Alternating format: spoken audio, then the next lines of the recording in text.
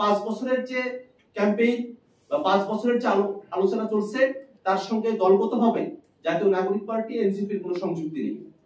Doctor Mohammad ইউনূসের নেতৃত্বে যে অন্তর্বর্তীকালীন সরকার গঠিত হয়েছে সে সরকার বিচার সংস্কার জুলাই ঘোষণাপত্র নিশ্চিত করার মধ্য দিয়ে নির্বাচনের দিকে অগ্রসর হবে, এটাই আমাদের প্রত্যাশা।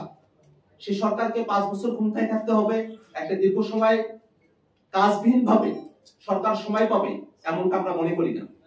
আমরা মনে করি অন্তর্বর্তীকালীন সরকার সময় পাবে তার কাজের ভিত্তিতে, যে কাজের জন্য যে আকাঙ্ক্ষার ভিত্তিতে অন্তর্বর্তীকালীন সরকার গঠিত হয়েছে সে আকাঙ্ক্ষাগুলো পূরণ করে অন্তর্বর্তীকালীন সরকার তাদের দায়িত্ব সমাপ্ত করে নির্বাচনের দিকে অগ্রসর হবে।